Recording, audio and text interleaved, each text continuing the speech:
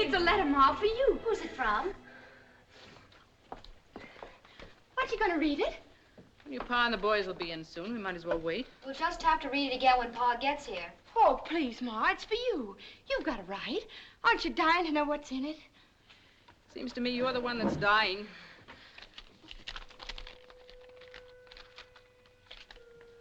Dragonwyck, May 19th, 1844. My dear cousin Abigail. Nicholas Van Ryn. Who's that? Shh, Tibby. Read the letter, Ma. Though we have never met, we are related, as you doubtless know, through our mutual grandmother, Anya. My wife and I have decided to invite one of your daughters into our home for an extended visit. We shall naturally be able to offer her many advantages which she could not hope to enjoy in her present station. In return, if she pleases, she may serve as a companion to our 8-year-old child, Katrine. Upon inquiry, I have been gratified to find that you and your husband enjoy the honor and respect of your little community. Be so good as to let me know at your earliest convenience which of your daughters you select, and I will make all suitable arrangements for her journey to Dragonwyck. Respectfully yours, Nicholas Van Ryn. Golly. Is he really your cousin? Now, don't go imagining yourselves a couple of lost duchesses. There's not a drop of Van Ryn blood in any of us. It doesn't make any difference to me, I'm sure. But you had the same grandmother. She was... Let me see. My grandfather was her second husband. Her first one died. His name was Van Ryn. Nicholas must be his grandson. He's a patroon. A patroon, Cousin Nicholas? What's a patroon? That's what they call the owners of those enormous land grants on the Hudson River. They're the descendants of the original Dutch patroons. And they're terribly rich and elegant. He must be very important. I remember reading 3 or 4 years ago about his visiting President Van Buren at the White House. But you haven't said yet, Ma, whether I could go. The subject hadn't come up yet that I know of. I think it unlikely that your Pa will approve. He's more likely to if you do. And if we do decide to let one of you go, why not Tibby? Me? She wouldn't want to go. Would you, Tibby? I'm sure there isn't anything I want that I can't find right here. I'm not anxious to leave my home. That's not fair. You know I love you and Pa, all of you, in my home. It's just that, well, I try to be like everyone else and want what I'm supposed to want. But then I start thinking about people I've never known and places I've never been. Maybe if the letter hadn't come, Oh, I don't know. I must be loony. I was killing a hen for supper. You scour the drain board. No use mooning over it. Your Pa will do whatever he and the Lord think best. There's one thing you can be sure of. They'll both feel the same way about it. This day, O Lord, there has come to me a matter of some slight perplexity. Deliver us, we pray, from hankering after flesh pots, and deliver us from vanity and false pride. However thy will be done. Keep and preserve us through the night. Amen. All right, boys, get. Tom? Yes, Pa? You water the stock and look to Whiteface. She's freshening. Yes, Pa. Tibby, is Obadiah Brown likely to come mooning around again tonight? Oh, Pa, I'm sure I have no notion of his plans. Well, if he does turn up, be sure and sit on the steps where your ma can keep an eye on you. Although I must say that Ob is a steady lad, and you, praise be, are not the flighty kind. Thank you, Pa. Now, about this letter, I'd see no reason even to discuss it if it wasn't that your ma acts like it was important. It is important, Ephraim. It might be a good thing for Randy to live for a while in a great house and learn something of the world outside this farm. I'd so like to go, Pa. Your opinion is of no consequence whatever, miss. You haven't the sense of a tomtit. You're past 18 pretty enough in time you got settled down with a man. I don't know what's the matter with you. As for this fine relation of yours, I'd like to know what right he's got to be making inquiries about us. He doesn't mean it that way, I'm sure. Perhaps the gentry have different ways of saying things. Since when do we have gentry in this country where all men are free and equal? A Yankee farmer is as good and maybe a little better than any Dutchman on the Hudson River. We'll say no more about it. Oh, Pa, listen, please. I have a feeling that the letter was kind of a sign. I think the Lord wants me to go. You know what you're saying? During worship tonight, I had a leading. Truly, I did. At least put it to the test, Pa, please, and see what happens. Are you speaking the truth? Search your heart. Very well.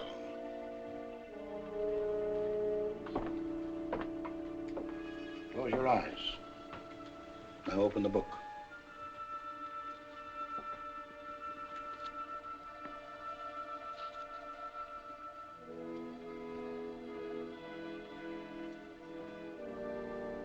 And Abraham rose up early in the morning and took bread and a bottle of water and gave it unto Hagar, putting it on her shoulder and the child, and sent her away.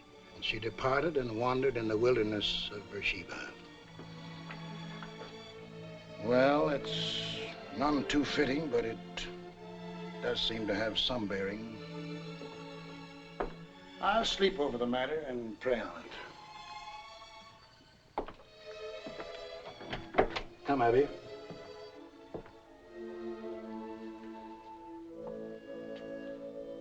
You know, this is the first time I've ever known the Lord to go back on your pa.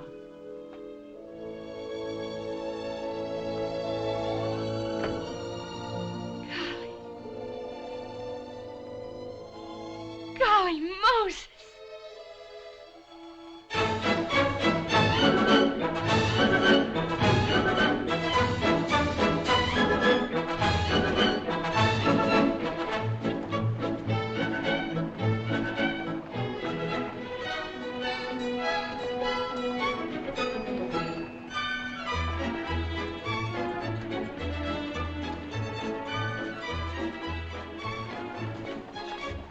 Says in his letter for us to meet him at the Astor House, and this is it.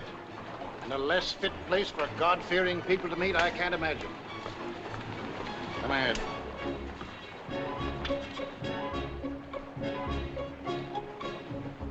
And, what can I do for you, my good man? Are you the tavern keeper? This is not a tavern, and I am not a keeper, my good man. And I'm not your good man. We were to meet a Mr. Nicholas Van Ryn. Perhaps you can tell... Mr. Nicholas Van Ryn? But of course. You must be Mr. and Miss Wells. 1,000 pardons. How stupid of me not to have known it once.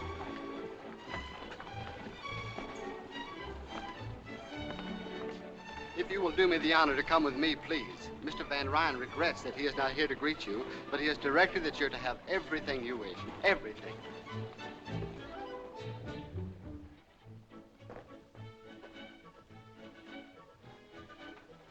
What's all this? Dinner, sir. I didn't order any.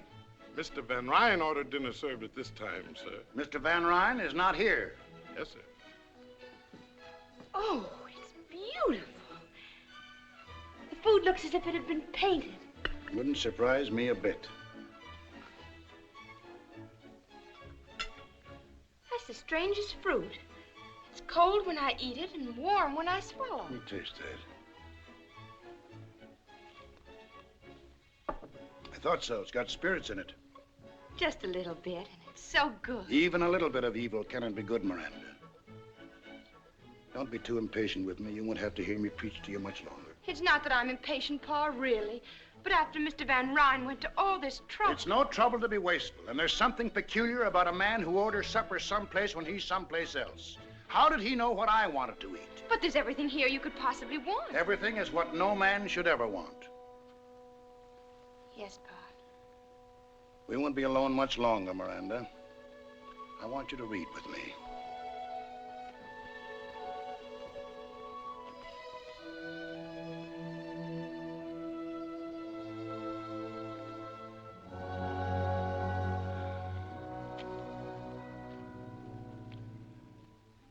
I will sing of mercy and judgment. Unto thee, O Lord, will I sing. I will walk within my house with a perfect heart. I will set no wicked thing before mine eyes. I hate the work of them that turn aside. It shall not cleave to me. A froward heart shall depart from me. I will not know a wicked person. More coffee, Cousin Miranda? No, thank you. You, sir? No, thanks. The music is very nice. I understand they've opened the dining terrace for public dancing. It would be fun to watch. I don't know what made me think you'd be a much older man, Mr. Van Ryan. You've mentioned my age several times now, sir. Does it affect your confidence in me? Alexander the Great, when he was younger than I, had conquered most of the world. Maybe if he'd been a little older, he'd have conquered all of it, or maybe he'd have had the good sense not to try in the first place. Aristotle was his teacher, Mr. Wells, but I'm sure he put things less clearly than you. Tell me, young man, what are your politics? My politics? Since Van Buren is a New Yorker, I imagine you folks up along the Hudson are mostly for him. Martin's an old friend and neighbor of mine. Naturally, if he's nominated, my farmers will vote for him. What do you mean, your farmers? The tenant farmers on my land. There are nearly 200 of them. Never heard of tenant farmers. Don't they own their own land? No, it belongs to me. It belonged to my father and his father, back to the first patroon who took title in 1630. I permit the farmers to work my land, and they in return pay me a yearly tribute and a share of their produce. But they can buy the land they've been working if they want to. No, Why not? because it belongs to me. As a farmer, I'd rather own 1/2 acre of barren rock, free and clear, than work the richest land in the world for someone else. I dare say we don't understand each other's viewpoint. I dare say. Cousin Nicholas, is that the new waltz dance they're dancing down there? It sounds very much like one. It doesn't look improper at all. Do you dance the waltz? Miranda, Yes, Cousin Miranda, I dance the waltz, but never in a public place. Oh. our politics may not jibe, young man, but I like your manners. Well, some good may come to you out of this venture after all. I'm glad you think so, sir. Well, it's time for bed. Don't forget your prayers, Miranda. No, Pa. Good night. Good night, Cousin Nicholas. Good night. Cousin Miranda, Yes? on occasion we dance the waltz at Dragonwyck. Good night.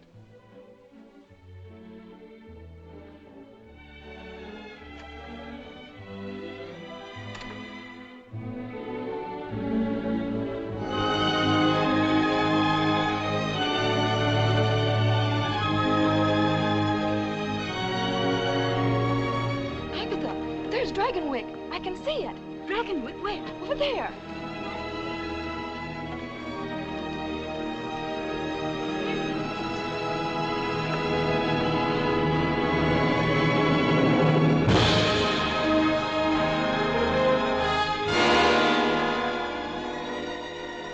Golly Moses. Cousin Nicholas! Cousin Nicholas! I saw it. I saw Dragonwyck. What have you done with your bonnet? How can you sit there so quietly? I should think that seeing Dragonwyck would be more thrilling to you than to anyone. Nothing can be thrilling that is shared with so many other people. Did you like what you saw? I'm afraid I've run out of words. I've said beautiful so often this afternoon. Every now and then you say, golly, I prefer beautiful. I'll try to remember. Do you mind if I keep my bonnet off just a minute? The breeze feels so wonderful against my face. Tell me about Dragonwyck. How many rooms? I've never counted them. And lots of servants? I've never counted them either. Golly. I mean, imagine. The breeze must feel wonderful indeed with a face as beautiful as yours against it.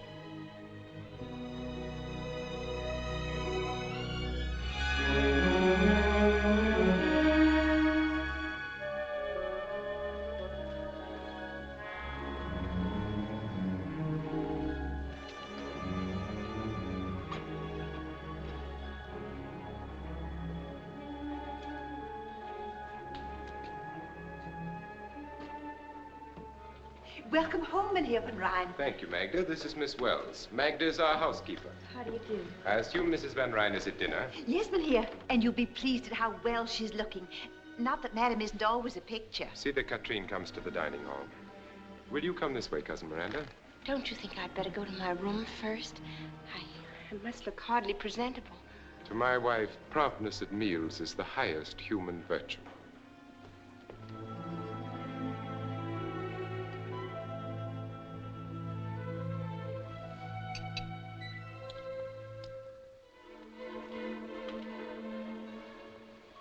You're back.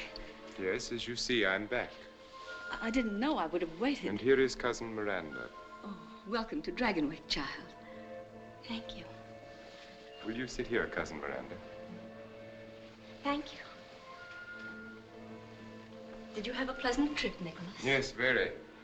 Miss Wells has had practically nothing to eat today, Tompkins. I'd suggest you serve her at once. At once, Minnie. I trust you'll be happy here. It's most kind of you to let me come. And my mother and father wish to be remembered. I'm sure they're most worthy people, and I'm sure you'll be a good girl.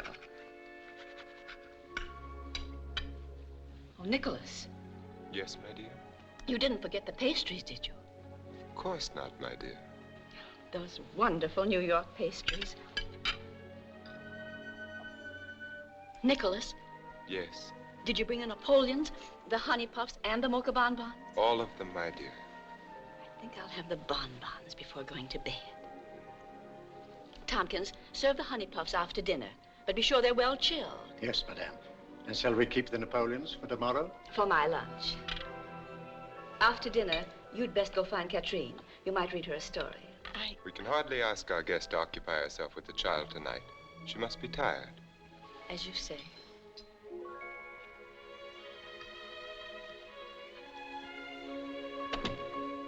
Oh, there you are, Pet. Don't shuffle your feet when you walk. And you're a naughty girl to stay away so much. I never can keep track of you. Have you had your dinner? Yes, Mama. This is your cousin Miranda, Katrine. Hello, Katrine. It would be courteous to return her greeting, don't you think? Katrine and I are going to have a lot of fun together. Aren't we? Yes, Cousin Miranda. May I go now, Mama? Oh, I suppose so.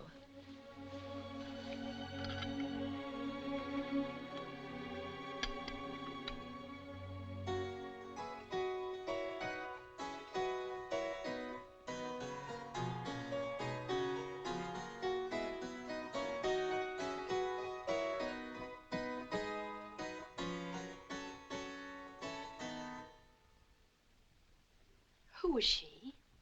She was my great-grandmother, Azild. Azild? That's a strange name.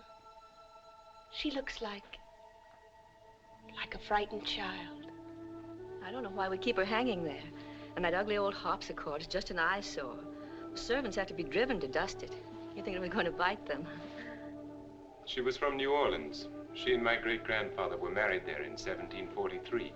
I guess I imagine it was one of those sudden romantic adventures. Tell me some more about them, Cousin Nicholas. Azild and your great-grandfather. Did they fall in love at first sight? No Van Ryn does anything at first sight. But she must have been happy to live here.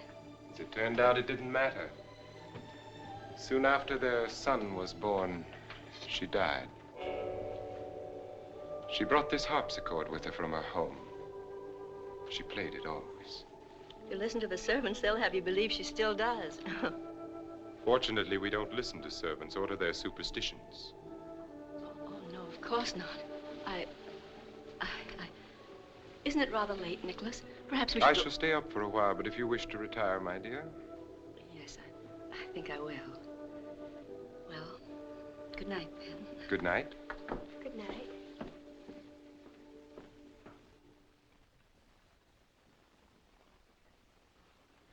I think I have some new music that will please you more than Van Beethoven, Cousin Miranda.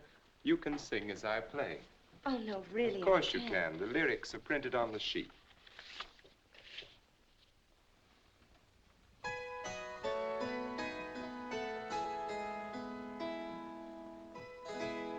I dreamt that I dwelt in marble halls, with vassals and serfs at my side, and of all who assembled within those walls, that I was the hope and the pride. I had riches too great to count, could boast of a high ancestral name, but I also dreamt, which pleased me most, that you love me still the same. That you love me still the same. You read the words with an extraordinary understanding. I've never seen them before. Then perhaps there is someone at home whom you've promised to love still the same? Oh, no. It is getting late. I'm sure you've had an exhausting day. I shall have Magda show you to your room. Thank you. Good night, then. Good night, Cousin Nicholas. Since we are not really cousins, I can see no reason why we should continue to call ourselves so. Good night, Miranda. Good night.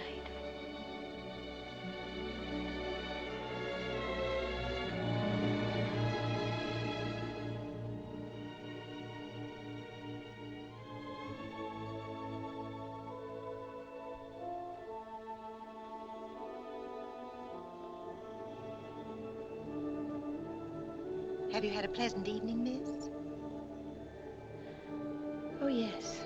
This is a lovely room, isn't it? Yes, it is. An unusual room. It's unusually beautiful. That isn't what I mean, miss.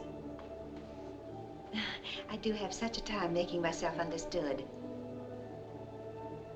It's what she brought to this room and what'll never leave it. Was she very young? About as young as you. She must have been very proud to be mistress of Dragonwyck. He never loved her. He never wanted her at all. He wanted their son. He kept her from him. He forbade her to sing and play. He broke her heart and drove her...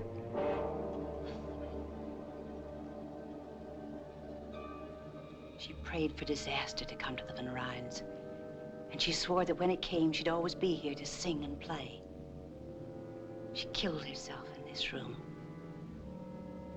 This harpsichord.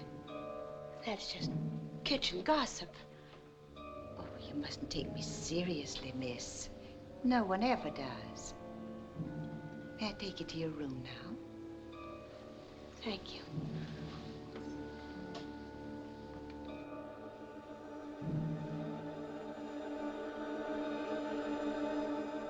Of course, I've never heard Azile play myself. They say in the kitchen I never shall. Even when she plays, I should say if she plays. You won't either because you've got no Van Ryn blood. But he'll hear her, and Katrine.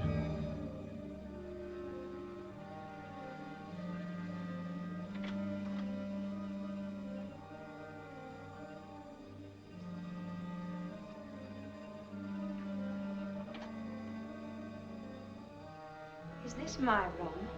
Yes, miss.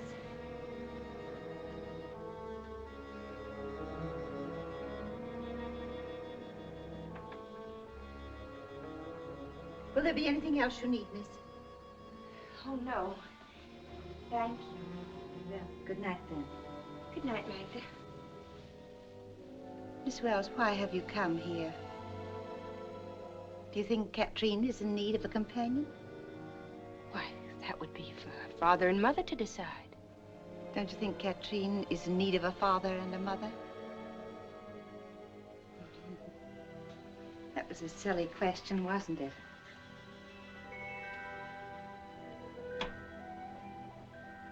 You like it here? Of course I do. Of course you do. You like being waited on. I could see tonight it was the first time. You like peaches out of season. You like the feel of silk sheets against your young body. And one day you will wish with all your heart you'd never come to Dragonwyck.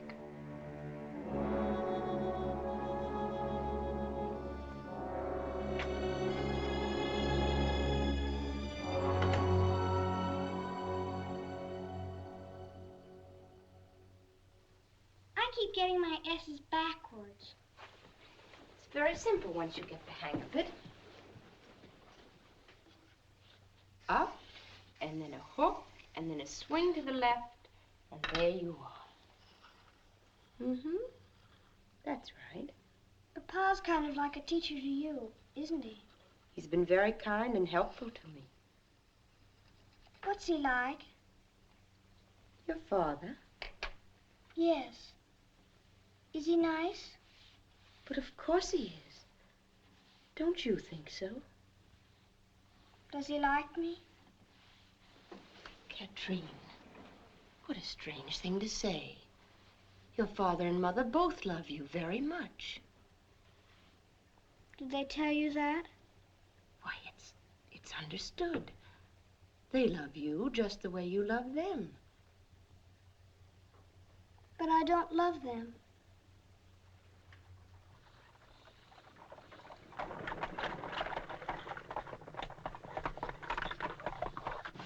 That must be the de Greniers. They've come for the kermesse tomorrow. They're staying overnight. The Count's such a funny-looking little man. It isn't polite to stare. Did you say Count?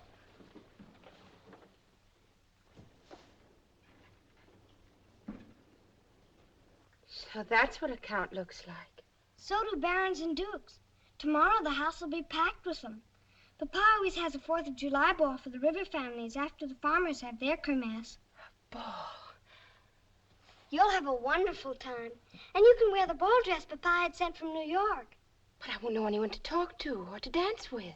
Oh, everyone will want to dance with you, Miranda. Golly, I hope so.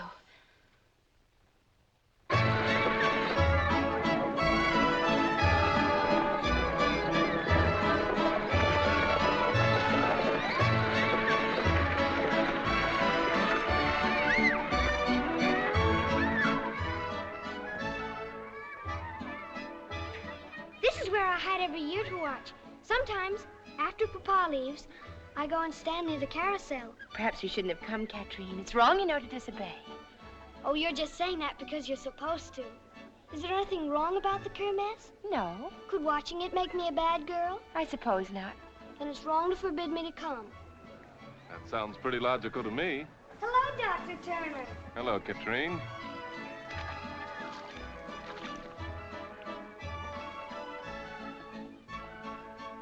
Oh, this is Miranda. Wells. How do you do, Miss Wells? How do you do? Papa sent for her all the way from Connecticut to be my companion. She's a kind of a very distant cousin, but she's nice. I had no idea that the Van Ryns ever honored Connecticut. We're not really cousins, but Mr. Van Ryn was kind enough to invite me to Dragonwyck. Whereabouts in Connecticut? Near Greenwich. But that's all farm country. Sheep and potatoes, mostly. You seem so startled, Doctor. Haven't you ever met anyone who came off a farm? Not anyone who came off a farm to live at Dragonwyck. It seems like an odd place for you girls to watch the kermesse. You'd have much more fun over there. But we're really not supposed to be here. We're hiding so Papa doesn't see us. Katrine had her heart set on it. You know how children are about such things. Why, you wanted to see the kermesse even more than I did. Don't worry, I'll keep your secret. Papa will never know from me about either of you. May I have the honor of seeing you again, Miss Wells? Why, yes, if you like. I would like, and soon. If you're sure it won't be too unpleasant for you. Unpleasant? Well, you see, the patroon and I don't get along very well. In fact, the first thing I've ever known us to agree on is bringing you here. I think that was a fine idea. Well, happy Independence Day. Bye. Oh, I like him so much. I wish he could be my doctor, too, instead of just the farmer's. Why doesn't he like your father? Because Papa doesn't like him either. Why not? Papa never says why not. Oh, here they come!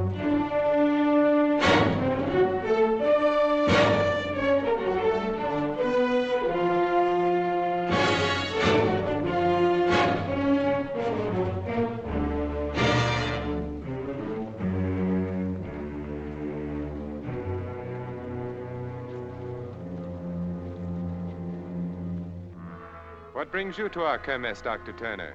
Are you expecting an epidemic of minor injuries? You never can tell, Mr. Van Ryn.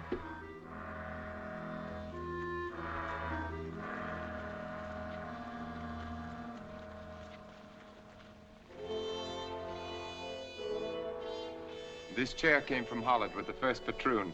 It represents, among other things, over 200 years of extreme discomfort. The patroon is ready. The first man will come forward, bringing with him rent and tribute. Klaas Bleeker, Hill farm. Rent, winter, wheat, and... You've brought nothing with you, Klaus? No. Perhaps your crops were poor. My crops were all right. Take your hat off when you speak to the patroon. I'm a free American citizen. I take my hat off to no man. What you do with your hat is your own concern. Are you ready to pay your rent? No. Nor will you ever again get so much as a grain of wheat from me. It is your purpose, then, to farm my lands and enjoy the privileges I allow you without making any return. Your lands? Did you hear that? His lands!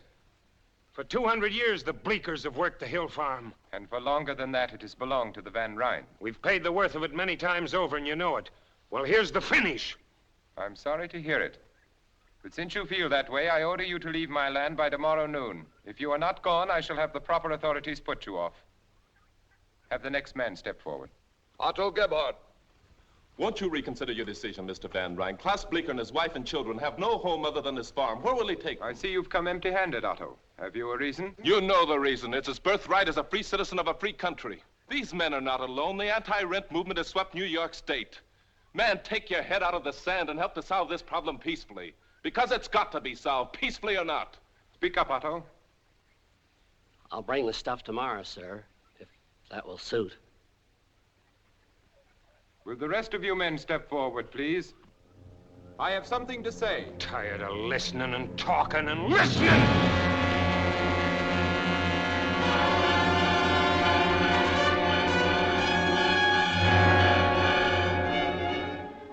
Klaus just lost his head, that's all. He doesn't mean violence any more than the rest of us. I hope you'll overlook this. I suppose I must regard what you did as an effort to save my life, Dr. Turner. And whether or not I regard you as a meddling trespasser, I suppose I must thank you. You've got the facts wrong. The way I see it, you're the trespasser. Also, saving your life wasn't what I had in mind. If Klaus had killed you, it would have done these men infinitely more harm than you could ever do alive. So don't thank me, Mr. Van Ryn. I shall say a few words about what has just happened, and they will be my last. Dr. Turner's efforts to incite anti-rent rebellion in our local district have been well known to me for many months now. Just what is it he wants you to want so passionately? It has an assortment of highly romantic names, the rights of man, life, liberty, the pursuit of happiness, and such. And all those will be yours with the titles to a few acres of soil. Believe me, my welfare does not depend upon you. Rather, you depend upon it. But my rents and tributes and my responsibilities are hereditary, the symbols of a way of life to which I have been born and in which I shall continue to live. I shall never relinquish my position.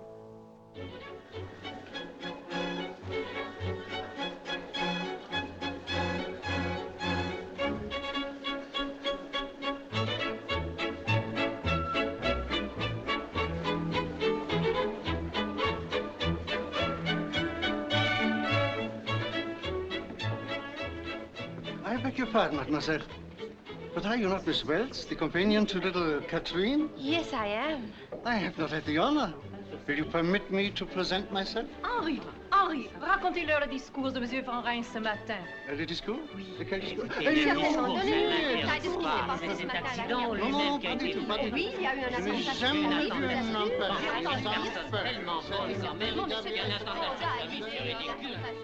I imagine that ever so many parties are being planned for you and dear Harmon. Oh, yes. The De Wints are giving a soiree for us next month. Everyone will be there, simply everyone. Good evening. Good evening. May I sit with you? We'd be charmed. My name is Miranda Wells.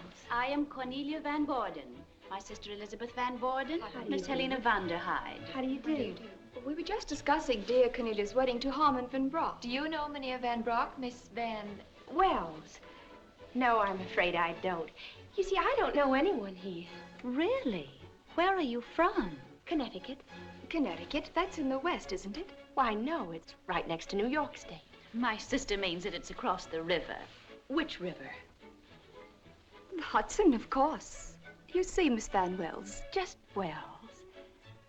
There are other rivers, you know.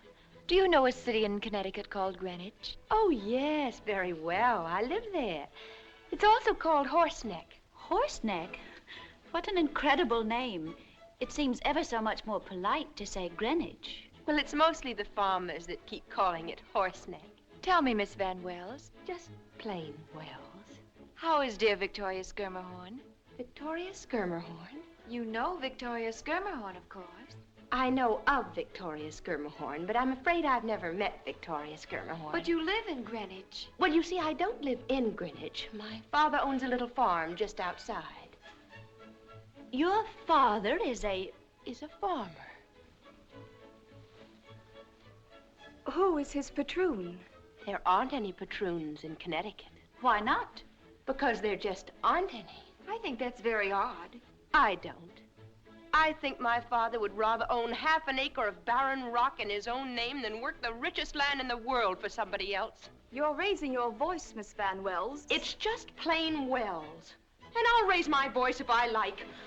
What makes you think you're so much better than I am? We never said we were. The thought seems to have originated with you. And what's more, I never even heard of Victoria Skirmerhorn.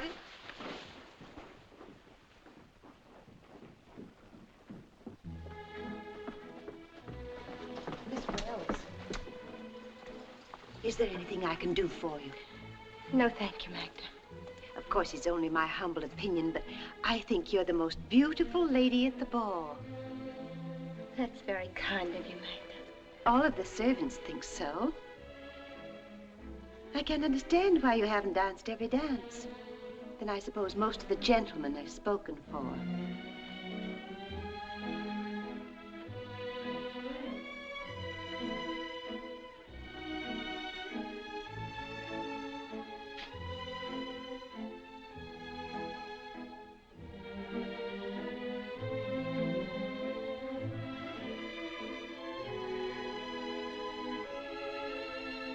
Miranda, Good evening. are you enjoying the kermesse of the upper classes? Very interesting to watch. As if I were visiting a different world. And I suppose everyone has commented on your gown and how beautiful you look. Not everyone. Do you like it, Nicholas? Very much. And do you think I'm beautiful? The most beautiful lady at the ball? Yes, I do. Thank you. I'm very grateful. You haven't answered my question. Are you enjoying the ball? I said it was very interesting to watch. That's not an answer. Well, then, no. Why not? You know that answer as well as I. Because my name is just plain Wells, and I'm off a farm, and I don't speak French, and I don't belong. That's nonsense. Of course you do. I'm as good as any of them. Better. But it's the wrong river. I'm not from the top of the Hudson. I'm from the Connecticut River bottom. Oh, I've made such a fool of myself. Dance with me, Miranda. I can't go back in. It'll be all over the place by now. They'll laugh at me. I doubt that very much. But you don't know. I know that you'll be with me, and that if anyone laughs, we'll laugh. Dance with me. I'm afraid. You must never be afraid of anything with me, Miranda.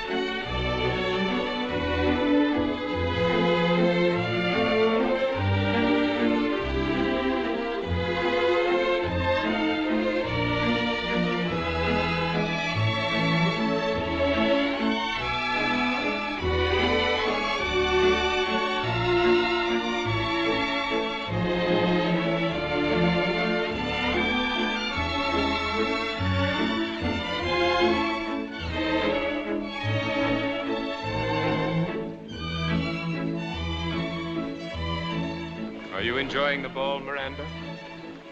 Well, aren't you going to answer my question? I can only think of one thing to say, and you won't like it. Say it anyway. Golly Moses!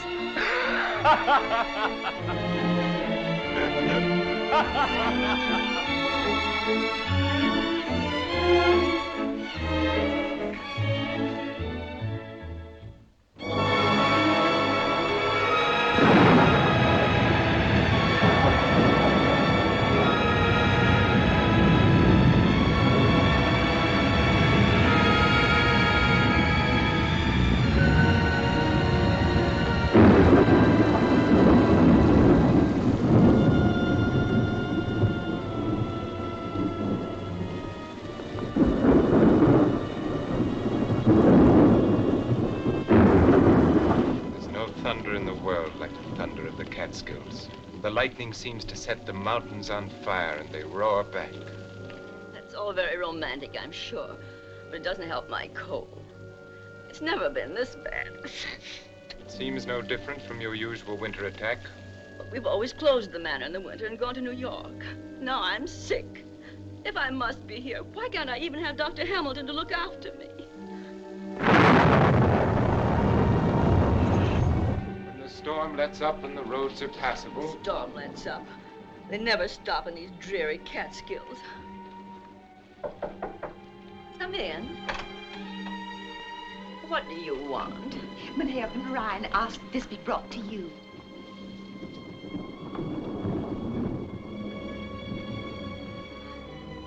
Why, Nicholas, it's your favorite oleander. I thought it would brighten your room and perhaps make your stay in bed less unbearable. Oh, thank you so much. Can't remember when anything has pleased me more. How alive it is. As if it were thinking, as if it had thoughts of its own and desires of its own.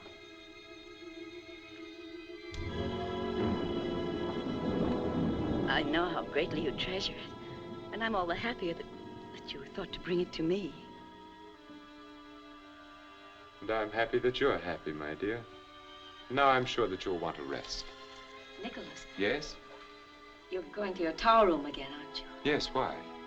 The servants must think it's strange that you spend so much time up there. And I find it strange that you should think about what they think. What could you possibly do up there? Possibly anything from pinning butterflies to hiding an insane twin brother. Actually, I read. I hope that my explanation satisfies you.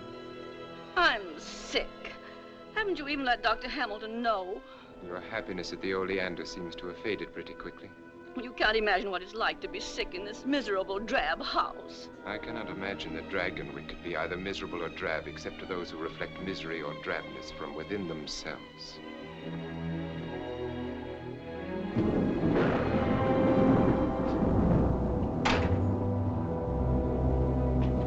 Mynheer Van Rijn. What is it, Magda? Is Dr. Turner. No one is sent for a doctor. Turner, what does he want? He's come to see you. He says it's most urgent. My regrets to Dr. Turner. I am engaged and cannot be disturbed. Yes, Mynheer. Never mind.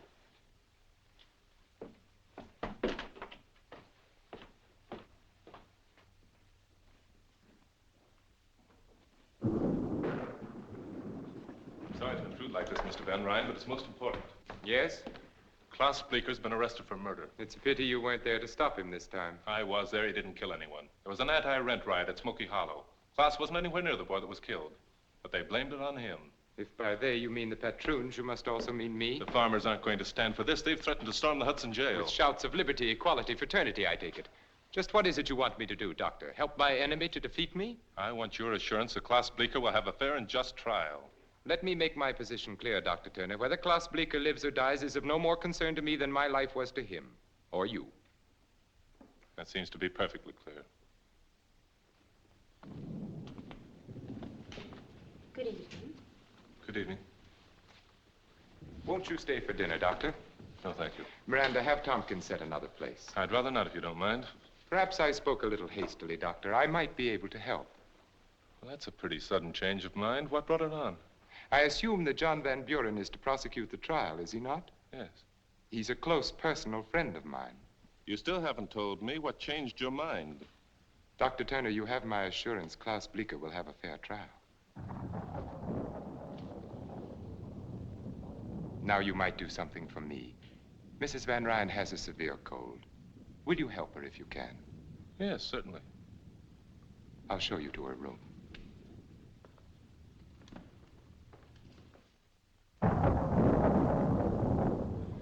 You'd better take a bit of scraped onion and sugar for that cough, and these drops as directed. You'll be fine in a few days. A few days? Dr. Hamilton always kept me in bed for at least 2 weeks. He's probably right, but with most of my patients, it's all I can do to keep them in bed while I examine them. A lighter diet might help. Soup, tea, boiled eggs, less cake. That's nonsense. It's common knowledge that one should stuff a cold. I'll eat all I please. Well, you get well faster without it, but you get well anyway. What a beautiful oleander. I'm relieved to know you find so little cause for alarm, Doctor. It's just a head cold. Do you think you could find your way down alone? If you and Miranda will wait dinner for me, I'll visit a while longer with Mrs. Van Ryn. Yes, of course. Good night.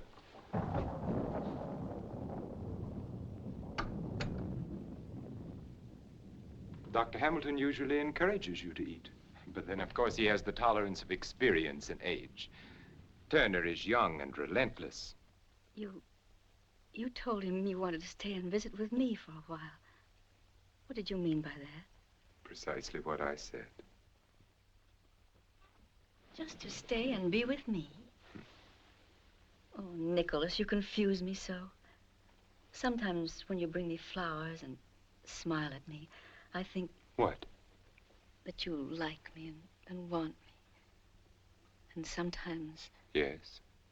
I feel that you hate me and would like me to die. Nicholas. Yes? Do you think, could we go away together? Away? Alone, just the two of us, when I'm well again? Of course we will, my dear. As soon as you're well again.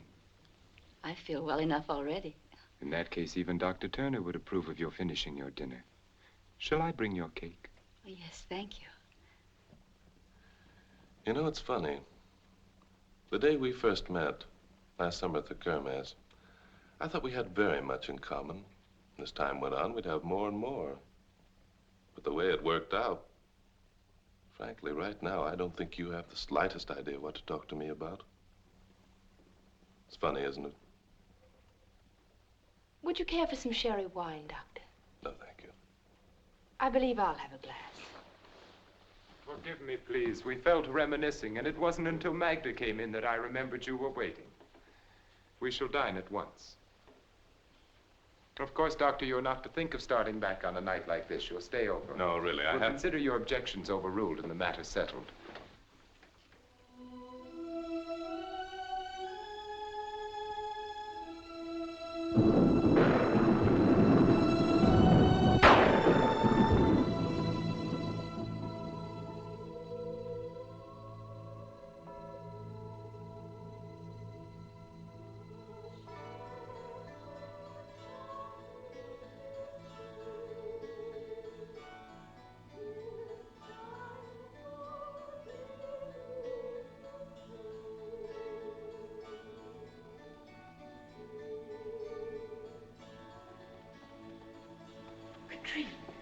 Shh.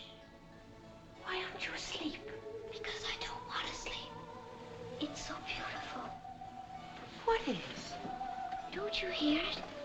It woke me up. Such a pretty song from down there. You've been dreaming. It's a lady. She's singing and playing the harpsichord. Katrine. It's like a lullaby. But it must be funny, because every now and then she laughs. There, she's laughing now. Don't you hear it? It's getting louder and louder. Oh, I don't like it now. Make her stop. I'm afraid. I'm afraid. Make her stop. Darling, it's no one. Really, it isn't. You must believe me. It's... Well, I can remember when I was a little girl. I used to imagine things so hard that I thought they were real. But don't you see, if there were anything, I'd hear it too. It stopped now. Of course it has. It never started, really. Oh, I'm so tired.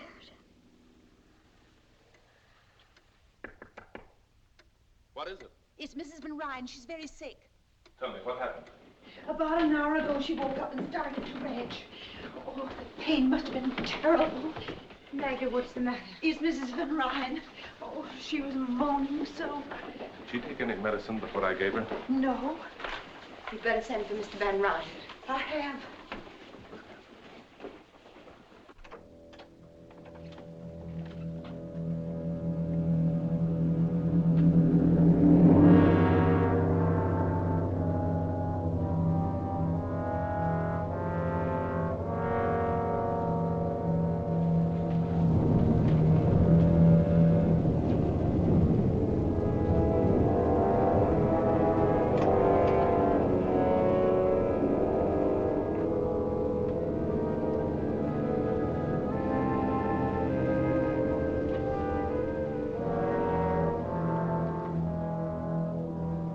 Johanna.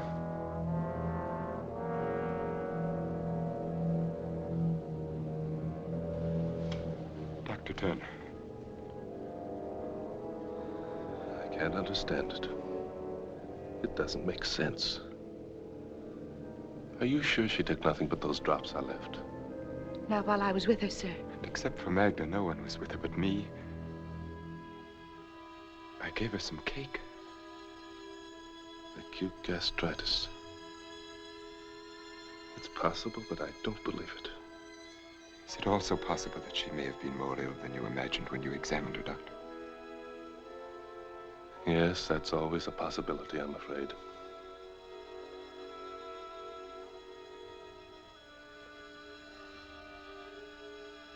See that the pastor is notified at once. And have him come to me.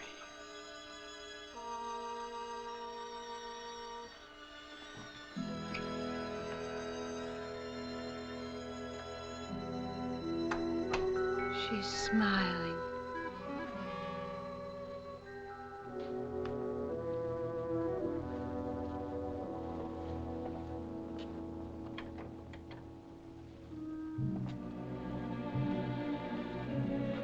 I'm sure he didn't mean that you were to blame. Whether he meant it or not. I don't know why she died. That's shameful, isn't it? For a doctor not to know. It's funny the way she ate. Almost passionately, as if she wanted from eating what she couldn't have. You better get some sleep. Good night. Good night.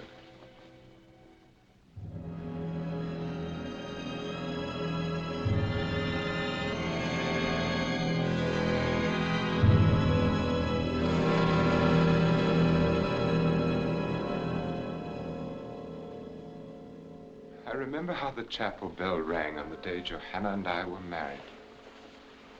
Tonight it is soft and sad, but then it was loud and ugly, and my head ached with the noise. Johanna laughed and said it was a heavenly bell that would ring for us until death. We were never happy, but our life together was tolerable until Katrine was born. And then we knew that Johanna could have no more children, that I was to have no son, that there were to be no more Van Rhijns after me, that I was to be the last. I wish I knew something that I could say that would help you. I want to so much. Do you, Miranda? At an unhappy time like this, it must be difficult, I know, to think of anything else. But what has happened was beyond human control, Nicholas. You must have faith. In God, I intend to. I must not feel that my life is finished, and I won't. As long as you are with me.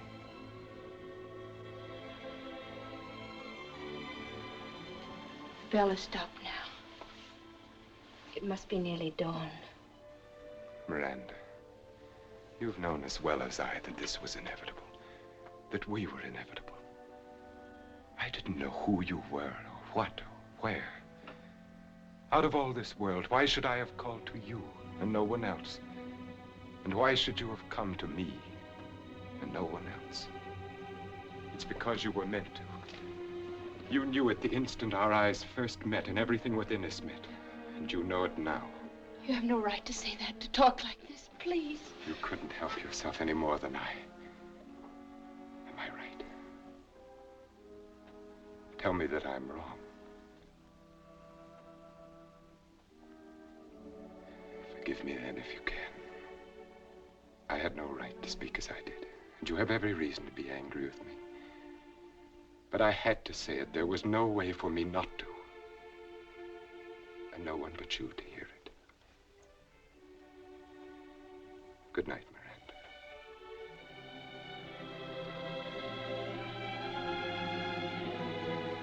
Good night, Nicholas.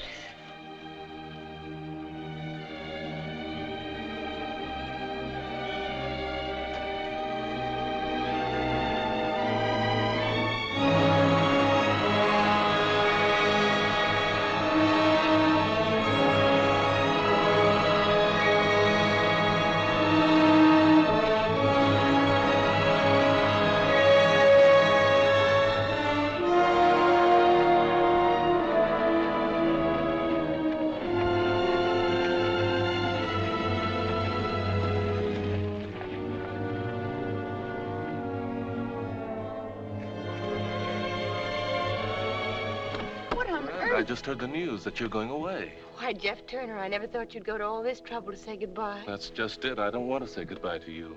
But, Jeff, I'm going home. Well, that isn't what I mean. I think it's fine that you're going back to your folks. What I mean is, Greenwich isn't so very far away after all, is it? I know, Jeff, it isn't. And I was thinking that maybe I could come there and visit you in a month or so. Of course, Jeff, whenever you're passing through. Would next week be too soon? Well, I know our relationship hasn't been exactly... Well, I've teased you mostly and sometimes made you angry, but I've always thought that in time I could show you how I really felt. And that maybe... Miranda, you understand what I'm getting at, don't you? Yes, I think I do. I'd like to think that in time... Jeff, I said in time.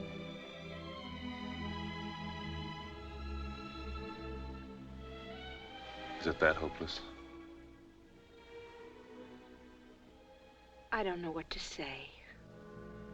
Well, there's not very much you can, I guess. Well, have a nice trip. Thank you, Jeff.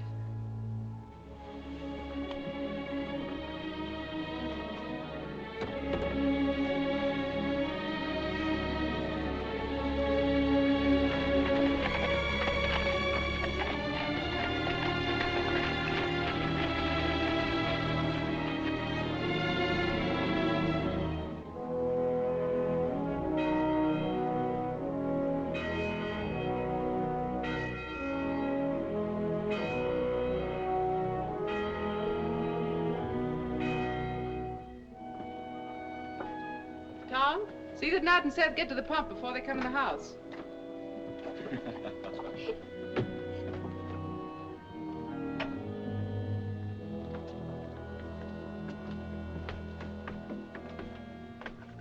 Come inside. I want to talk to you.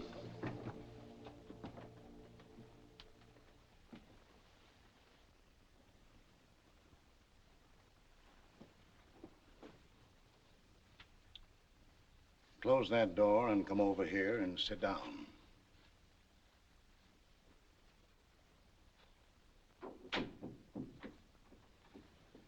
That was a nice sermon today, Pa. Strange you should say that. Struck me you weren't listening too hard. I heard every word of it. Struck me your mind wasn't on it at all. Where is your mind? What's the matter with you? Nothing's the matter, I tell you. Now, Abby, I'm going to get to the bottom of this. I've made up my mind. But if there's nothing the matter, You were the first to see it. For months, you fretted and worried. Miranda can't sleep. She won't eat. She can't smile anymore. Talk to her, Ephraim. All right. I'm talking. Since the day you drove in here in that fancy rig, you've been no more one of us than if you'd never come home at all. Ephraim, please. You hung your fancy outfits in the closets and you acted like you never took them off. You won't sleep and you won't eat because your home's not fine enough. And you won't be happy because we're not fine enough. That's not true. It's got nothing to do with that. What has it to do with then? Sometimes when a woman's unhappy, she just can't talk about it, Ephraim. Are you going to tell me it's a man? What man, I'd like to know? She's given frostbite to every mother's son in the county. Perhaps the right one hasn't come along yet. Well, she won't find him with her nose stuck in the air, wanting what she can't get. A woman ought to get a man first and then want him. Someone rode in the gate.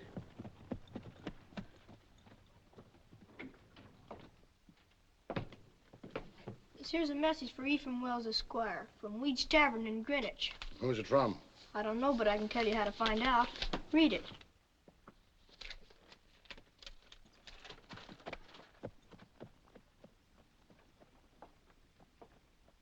I'll be concerned if this don't beat all. Nicholas Van Ryn is stopping in Greenwich and is coming here this afternoon to see me on a matter of the greatest importance. Cousin Nicholas in Greenwich?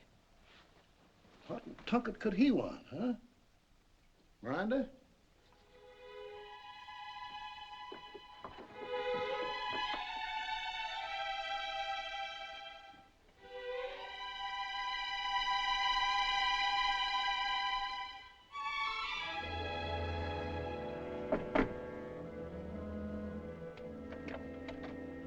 Mr. Wells, how do you do? Nicholas.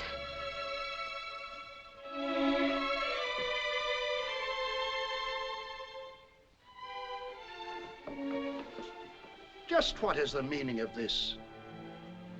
May I speak with you alone, Mr. Wells? I consider your behavior exceedingly strange. On the contrary, it couldn't possibly be more conventional.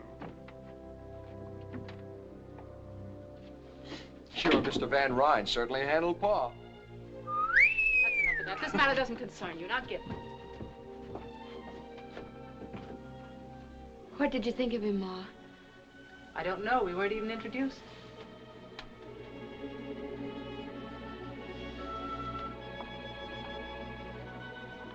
That was just in the excitement of the moment. He's such a perfect gentleman. He'd never be impolite to you. I'm sure he has fine manners. He's come to ask Pa. He wants to marry me. I know. How do you know? Ever since you've been home, you've never brought his name up once. A woman's apt to be that quiet about a man she loves. Besides, you've ironed that dress every week now for 2 months. Miranda, child. Yes, Ma. You love him very much. Of course I do. Are you sure? Why do you ask that? It's just... Maybe I shouldn't have let you go. Maybe Dragonwyck should have stayed something to read about and dream about. My dreams came true, Ma. Can't you see? Ever since I was a little girl and built a castle in an apple tree. But you can't marry a dream, Miranda. What about him? Do you love him?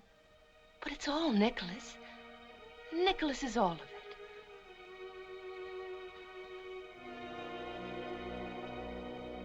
You're acting so strangely. Almost as if you were afraid. Miranda, Abigail, come on in here.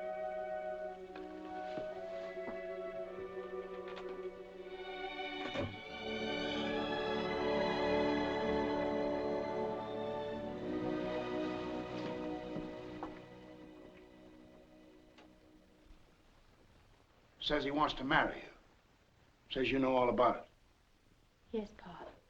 Have you considered that your mother and I might object? I've already pointed out to your father at some length that there are no valid objections. And I've already pointed out to you, sir, that I'll make up my own mind. What do you think, Abby? I don't think thinking has anything to do with it anymore, Ephraim. It's something that is, and we must make the best of it. I want to apologize for my rudeness when I entered your house.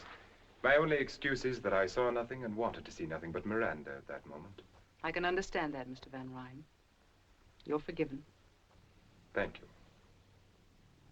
I think you should know that I have already called at your parsonage and engaged the Reverend Clark to be here tomorrow afternoon at 3 o'clock. Tomorrow? It's indecent. It's too soon. I want my girl married in a church like a good Christian. I'll have no hole and corner wedding here. She has nothing ready, no wedding gown. For once, we will let the ceremony outshine the costume. Whatever dress Miranda wears will be forever cherished as her wedding gown. Got a lot of pretty words. Too many for me. Miranda, you got plenty at stake here. You'd better say something.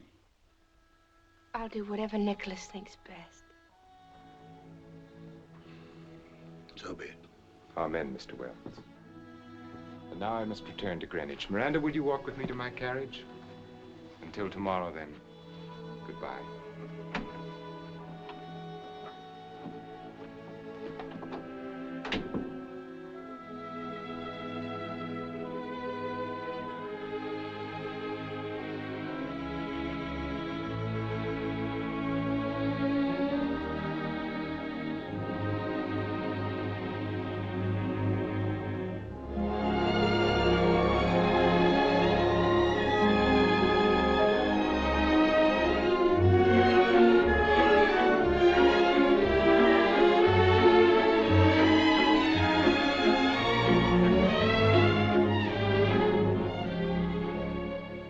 Which carriage have you sent to meet Mr. Van Ryn at the landing? The lander, madam. Have the grooms their new uniforms? Yes, madam. Here are the menus for the week. Thank you, madam. And Mrs. McNabb, I've just written Miss Katrine that we found her doll. Please be sure that it's packed carefully. I wouldn't want anything to happen to it. Certainly, madam.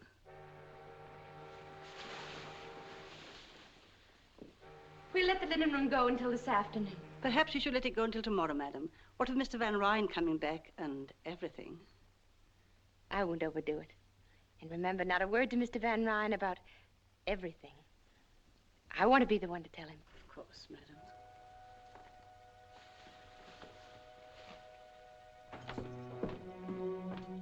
Welcome back, son. How did you find New York? Unbearable, thank you, Mrs. McNabb. Nicholas. How lovely you are. I'd almost forgotten how lovely you are. I'm not when you're not with me. I'm not anything. 3 long weeks. Have you missed me? Have you been well? I missed you terribly. And everything has been just fine. As a matter of fact... I'm having our townhouse entirely redone. A new music room. We must plan a series of entertainments for the winter season. Mrs. McNabb said I'd find you here. Oh, I beg your pardon. I didn't know. That's all right, Peggy. This is Mr. Van Ryn. Was it anything important? Well, it was just a reminder that you ate none of your breakfast this morning. And all your favorite dishes, too. We won't talk about food if you don't mind. You'll eat every bite of your lunch or there'll be quite a bit of talk. You carry on as if you'd cooked it yourself. Me? I couldn't cook the bottom of a pan. But she managed to burn my best India muslin negligee. That I did, sir. The ironing is worse than the cooking. And she ruined it completely when she tried to sew it together again. True. Me sewing is even more horrible than me ironing. What would I be wanting with the likes of a greenhorn like you? Can you tell me? That I can't. But you'll eat your lunch just the same. And what was that strange little creature? That was Peggy. Peggy O'Malley. I assumed it had a name. What was it doing here? I've engaged her as my personal maid. Your maid, that untidy little cripple? She's not untidy, and her leg's no fault of hers. She's had a miserable life.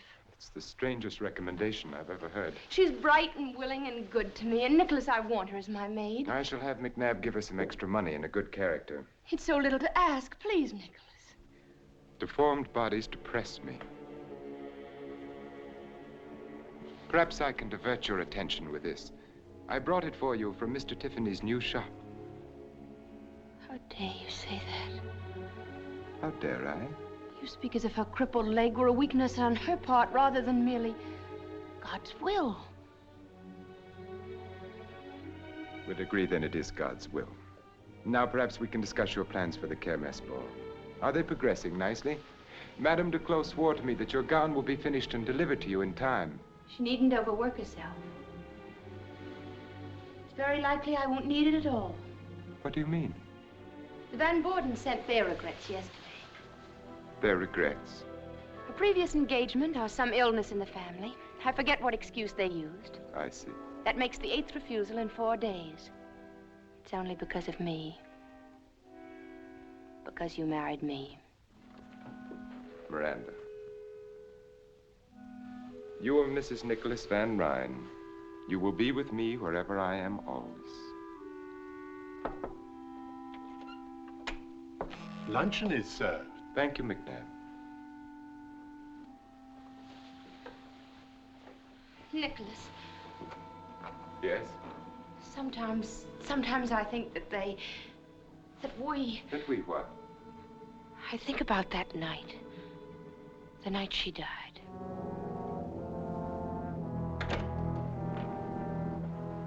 What about that night? It was so soon after. Perhaps we should have waited to decide. In the hope that our gossip-mongering neighbors would be more approving. I don't care whether they know, Nicholas. It's just that we do, and so does God. I've never heard you speak so childishly, Miranda. You might well be on your father's knee. Do you believe there is a God who spends eternity snooping on human behavior and punishing all violators of the pastor's latest sermon? That's not what I mean at all. What do you mean?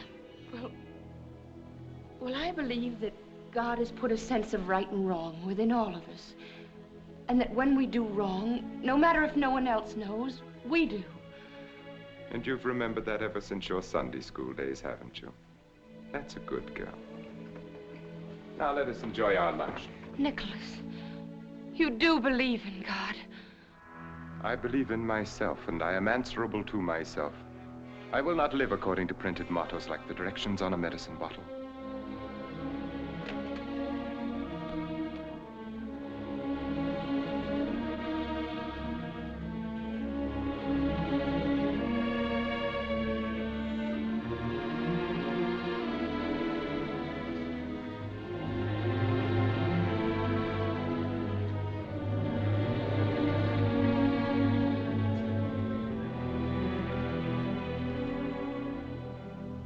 Would you like me to say grace? That won't be necessary. Then I shall begin our salad dressing.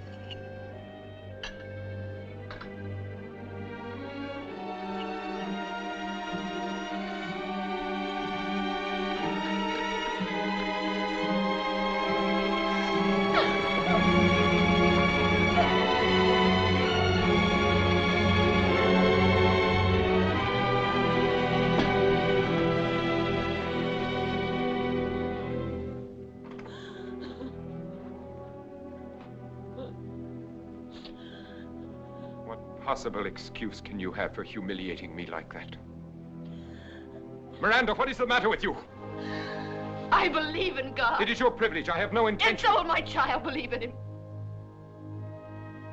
Miranda. And I will pray to God to make him healthy and strong and happy. Miranda, is it true? Yes, are you glad? And now may I have Peggy as a reward, if nothing else? Have I done something to please you at last?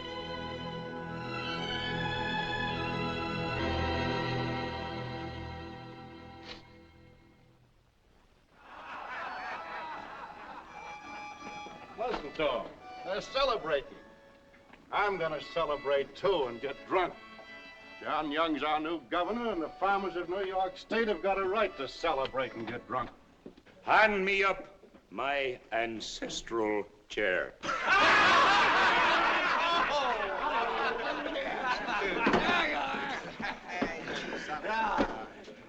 Take off your heads in the presence of the poltroon. Tom Wilson, come forward, bringing all your money and all your crops, and thank the good, kind poltroon for taking them off your hands. I don't have to know more. John Young's the governor, and the Constitution's been changed. I can buy my farm. It's the law. That's right.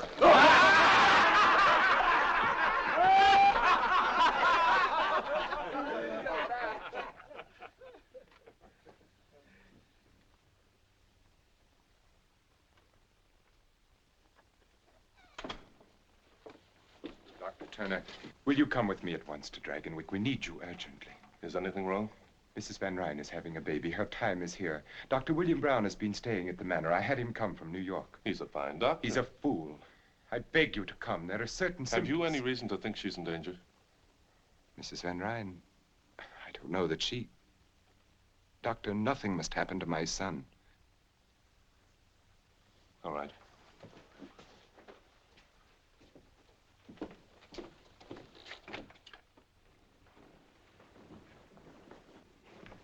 She's been took bad, and they won't let me near her.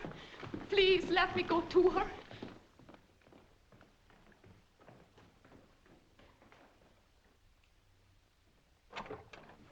What is it, Dr. Brown? What has happened? Everything's quite all right, Mr. Van Ryn. Quite.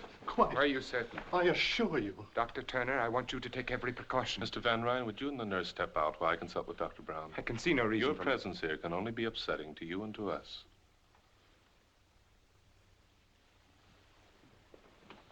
Dr. Turner, thank heaven you've come. I can't assume this responsibility alone any longer. The man's a maniac. I think he'd kill me if anything went wrong. Nonsense. My dear fellow, you just don't know. When I tried to resign from the case and return to New York, he had me locked in my room. He watches me all the time through those icy eyes of his. Sometimes I think he's mesmerizing me. Have you been giving her laudanum? Yes. As far as he is concerned, everything's quite normal. There is an irregularity in the child's heartbeat. But as you know, it's sometimes hard to catch through the stethoscope. Yes, it often is. I think I'll wait until she wakes a little before I examine her. In the meantime, Doctor, why don't you get some rest? If you'll take over for a little while, my room is just down the corridor. I will call you if you're needed. And don't worry. Thank you, Doctor. Thank you.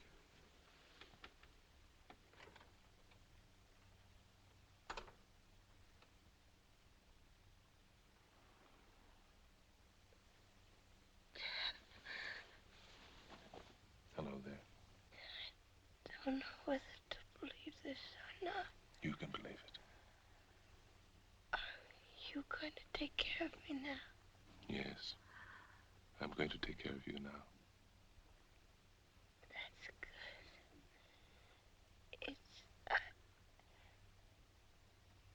It'll be all right now.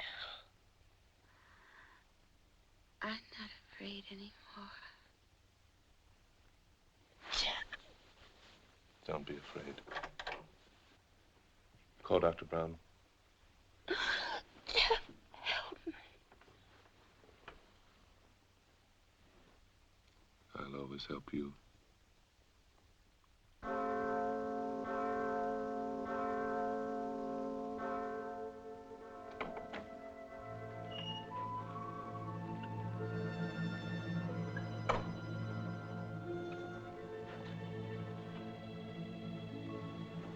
Mr. Van Ryn, there's something you must know. Your son is not well.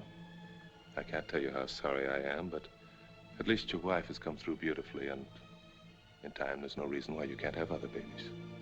My son is entirely well, Dr. Turner. I appreciate your services, and you will be suitably recompensed. But he can't live. His heart is malformed. It's a miracle he wasn't stillborn. It's nobody's fault. Nothing could have prevented it. It's just a tragic accident. You will find a carriage waiting to take you to your home. You just won't face facts, will you? You never believe anything you don't want to.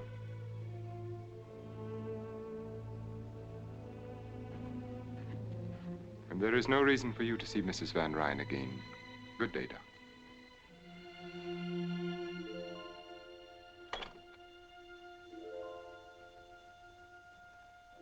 Adrian Peter Van Ryn, I baptize thee in the name of the Father, and of the Son, and of the Holy Ghost. Amen. We yield thee hearty thanks, most merciful Father, that it hath pleased thee to regenerate this infant for thy Holy Spirit, to receive him for thine own child by adoption, and to incorporate him into thy holy church. Amen. Please accept my most sincere congratulations, Mynheer Van Ryn. Thank you, Dominic. You understand, of course, that this house ceremony was only at the insistence of Mrs. Van Ryn. In a month or two, my son will be properly baptized in the Dragonwyck Church. Of course. No, Nicholas. We can thank God that he was baptized just in time.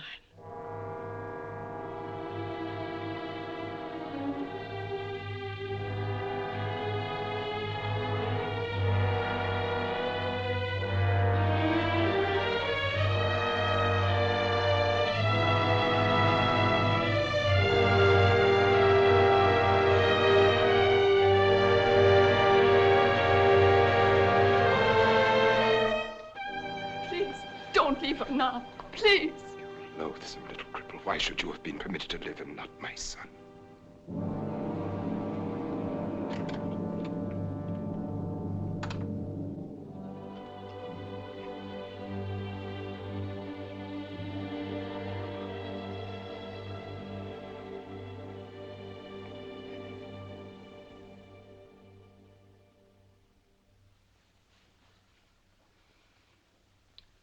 Should I light some candles? No, I like to sit here in this half dark. You'll ruin your eyes. How long has he been up there this time? A week, perhaps more. Ever since he got back from New York. And before that... I'm sure it isn't very pleasant for him, Peggy. And what is it for you? Shut up there for weeks on end without a word or a sound. If it was any man but him, I say he keeps a bottle up there in that tower room. Peggy. Kiss them.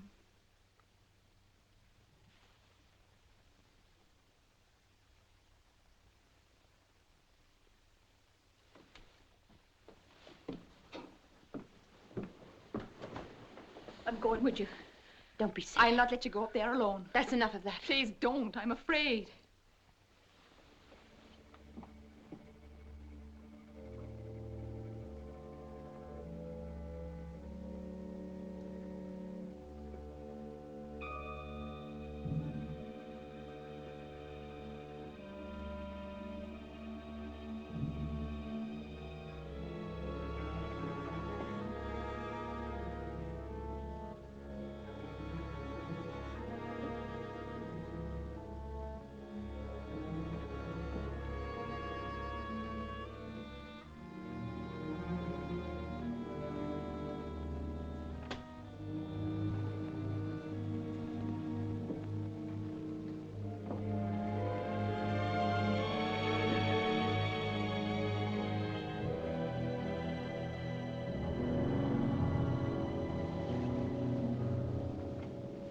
Oh, it's you.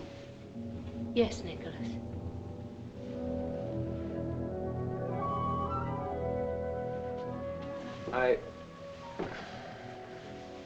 This is an unlooked-for pleasure.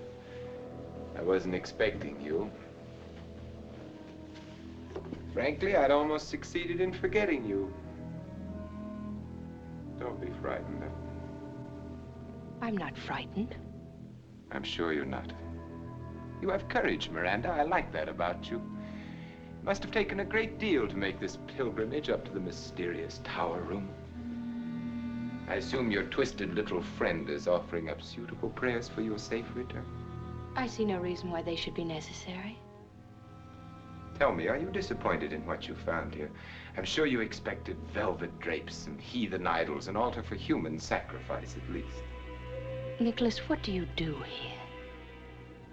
What do I do?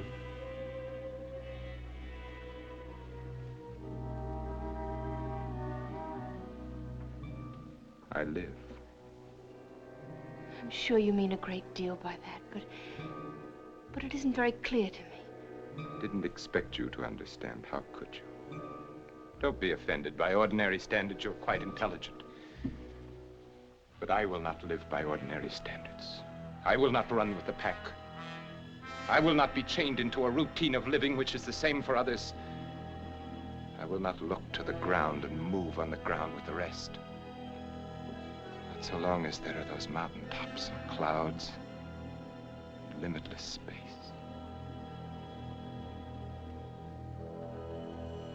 I'm sure you are still unable to understand. I want to try if you'll help me. Shall I? Shall I tell you what you want to know? Brace yourself. Prepare to have your God-fearing, farm-bred, prayer-fattened morality shaken to its core. See, I have become what is vulgarly known as a drug addict. Why? No tearful reproaches, no attempts to save me, to regenerate me. Why do you find it necessary? That is what you could not hope to comprehend. It is because I have set free something within me. Something that ever since I can remember has been like a rock caught in my heart, in my brain, pushing at me, choking.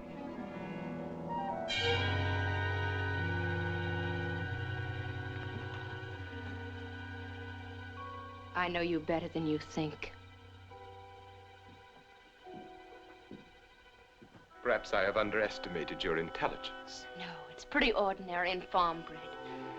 I couldn't follow everything you said, but I think it's pretty simple. You're just plain running away. Is it as simple as that? I've seen farmers with their crops ruined and their cattle dead, and most of them just go to work. But some of them blame their troubles on God and get drunk. To forget, to run away and hide. That's what you're doing, Nicholas. Whenever you've come up against something unpleasant that you couldn't change, like the rent law. Or the death of my son. Our son. Get out of here. Nicholas, let me help. I don't need to be helped. Help me, then. Please don't shut me out like this. Let me be unhappy with you and happy again. Let me be part of you. Let me love you and love me, too.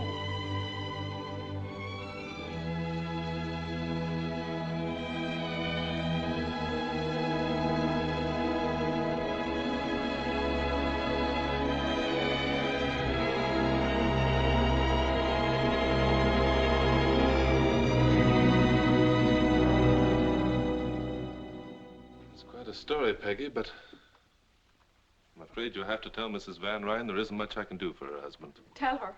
She doesn't even know I've come here. Then what? And do you suppose I'd so much as whistle to get help for him? It's her I'm afraid for, Dr. Jeff. Afraid of what? I can't say right out, but there's a blackness in that house and in him. His coming and going, the look in his eye when he watches her. You've got to come and take her away. What makes you think she'd want to go? Whether she wants to or not. I'm only a doctor. I've got no right You can't leave her there to be hurt and hurt again. Not knowing what she's done wrong or how to do right. Happy as a child because he so much as sends a plant to her room. A plant? An ugly-looking growth to my taste from Egypt or Asia. Has she been taking her meals in her room? Yes, oft times. Why? Come on.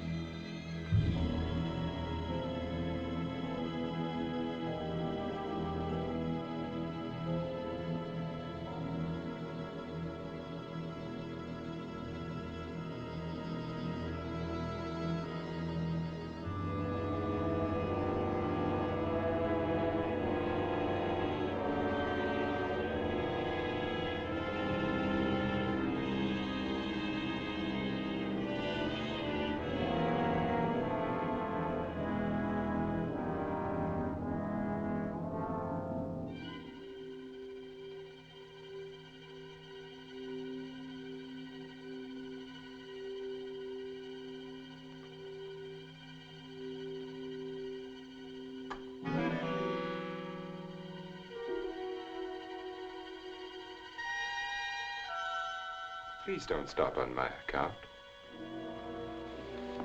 Your father wouldn't have. I remember how he continued to read so doggedly.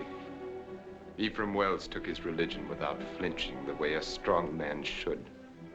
Nicholas, what do you want? I appreciate the warmth of your greeting. The quick happiness in your face at my appearance, your pleasure at my company. Why have you come here? Inasmuch as this is my house, must I explain my presence in it? Of course not. Forgive me, I'm so tired. I'm sure you are. This has been a trying time for you. And yet, strangely enough, your tribulations seem to have become you. I cannot remember you more beautiful than you are now. And your beauty amazes me as much now as always. Your strength, the earthiness of your peasant stock, and more, your grace, your unexpected look of quality. It would be a pity if we were not to have another. If you were barren. That's a matter of the Lord's will. Yes, the Lord. I'd forgotten. The Lord who giveth life and also takes it away. Why did he take my son's life? I have no way of knowing that. It could not have been without purpose. No one gives life, takes it without purpose. Why do you suppose you are here, Miranda? By the Lord's will or by mine? What you are is the reflection of what I wanted you to be. You live the life that I gave you. Now you do look frightened. What are you thinking? Joanna. Why? I don't know.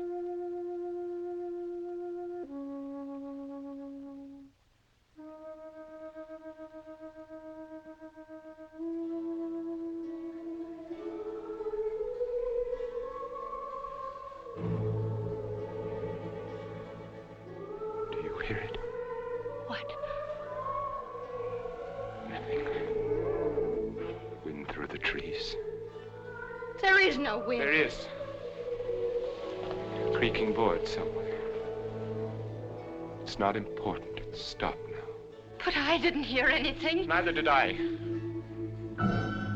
Yes, you do. It's from the Red Room. The harpsichord is ill. Stop it. Then Katrine did hear her that night when Joanna...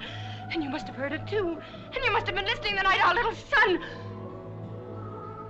I never believed it, really. But now I do.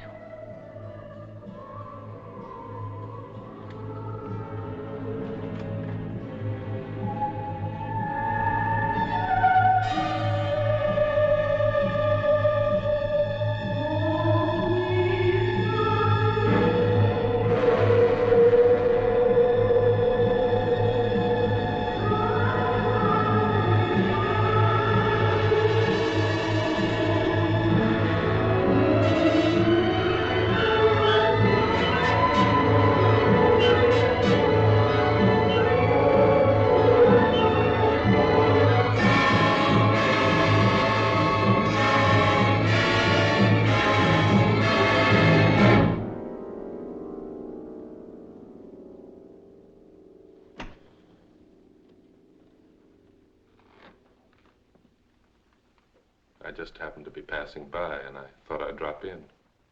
Passing by. I see. Summoned in the best heroic tradition by the faithful little cripple. And have you an army of farmers equipped with pitchforks lurking in the garden? No, that fight's all over, and you lost it. But Peggy seemed worried about you, so Do I look as if I needed medical aid rushed to me in the dead of the night? You can hardly expect a diagnosis from me based upon your appearance alone. It's good to know you have become more careful in your diagnoses, Doctor. I can recall when you were less thorough. I've improved a lot since then. There was much room for improvement. May I be frank, you're not a very good doctor, Dr. Turner. There are too many things you should know that you don't. I still insist I've improved. For one thing, I've learned a great deal about plant life. I would think that human life were more to the point. I've discovered that the two are strangely related. You know, in a way, you're responsible for it all. How nice. We must discuss your discoveries sometime soon. What about right now? Jeff, what are you doing here at this time of night? The patroon and I are discussing flowers. Flowers? And while we're on the subject, I suppose you've thanked him prettily for the lovely plant in your room? I don't understand. It doesn't matter, he does. Is it as pretty as the plant in your late wife's bedroom the night she died? You're letting the discussion become rather more but Dr. Turner. I was never able to forget that plant. At first I thought only that it was very beautiful, but I've learned since then it was also very deadly. Nicholas, what does he mean? It's a glucoside, similar in action to digitalis, but much more toxic. I guess it was a good idea to have a doctor on hand that night you asked me to stay for dinner. Weren't you lucky I wasn't a better doctor at the time? It was all so legitimate. Your wife with a bad cold. You couldn't possibly have tasted anything in the cake. It was all soaked with rum anyway. I don't believe it.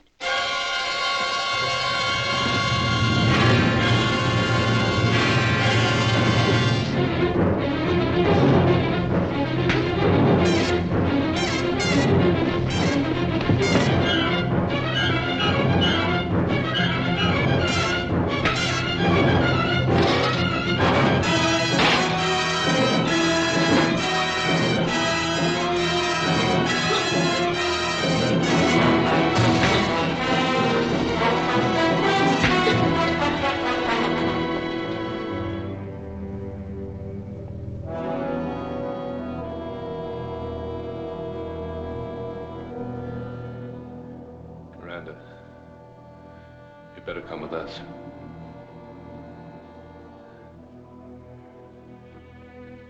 Come on.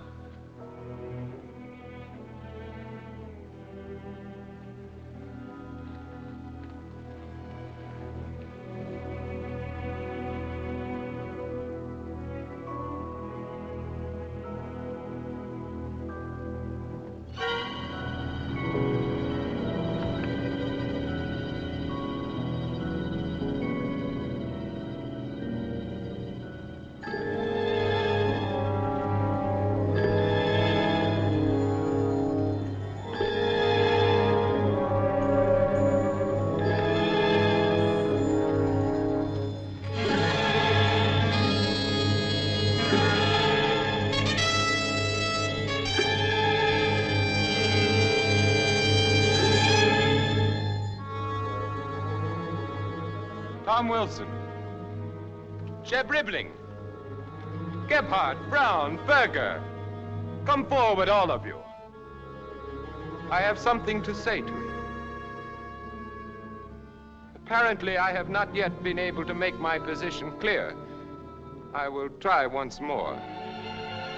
Believe me, my patience has come to an end. Lives, liberties, happinesses. Pursue them where you will. Sing and dance and dip them in bronze if you like. But you will not destroy Dragonwyck. You will not take away from me what has been mine for more than 200 years. No babbling idiot of a governor will make laws that have to do with my manor, with the manor that my son... that my son will inherit.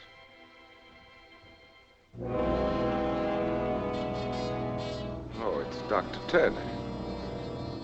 What are you doing here? You're not wanted. You're trespassing. I don't want you here. I don't need you anymore. There was a time when you knew too little and I could use you, but now...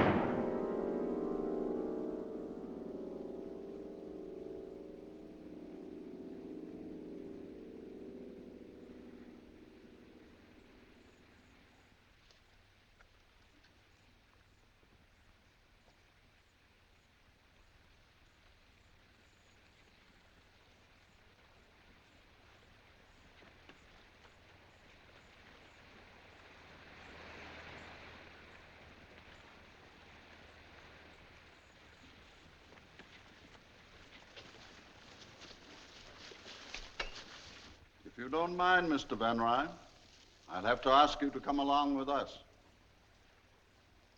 Mayor Curtis, isn't it? Yes, sir. I do mind very much. I have no intention of going anywhere with anyone. This is not a request, Van Ryn. You're being ordered to come along. You're under arrest. I will not be ordered to do anything by anyone. This is my property, and you will all leave it at once. Nicholas, please, this is your only chance. My only chance? How little you know me, Miranda. Even Johanna would never have said that. Dr. Turner, you might use your influence to benefit these men for once and tell them to get out of here. How little you know me, Mr. Van Ryn, or them. You don't believe I'd shoot? Yes, I believe you. Have it your way, then.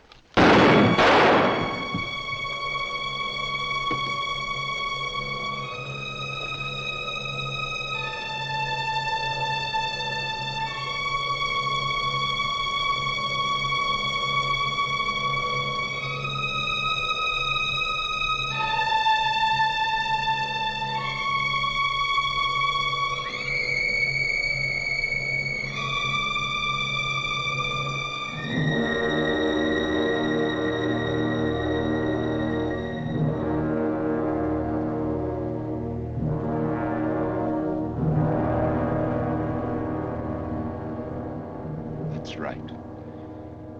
Take off your hats in the presence of the patrol.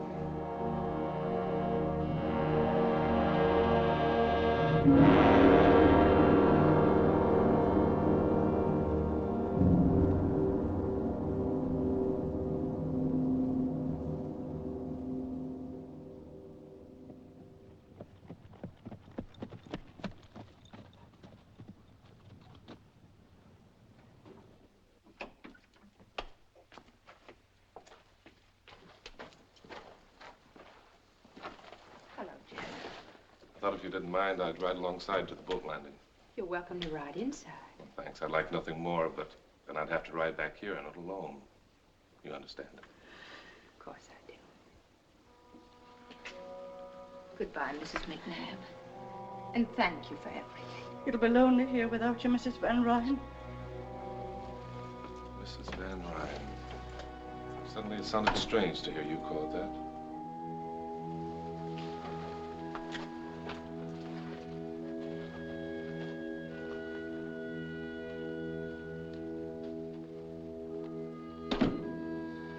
Is that all you're taking with you? It's all I brought with me from home, except a black dress. The way you just said home, as if you never had any other. Have I ever? You answer that. You know, Ma once said she felt she shouldn't have let me come to Dragonwyck, that she was afraid. You couldn't marry a dream, she said. Do you dream much, Jeff? Sometimes. Some dreams are very real, I guess. So real that they get confused with reality. And then when you wake up and look around, you find yourself saying, what am I doing here? How did I get here? What is this to do with what I am and what I want?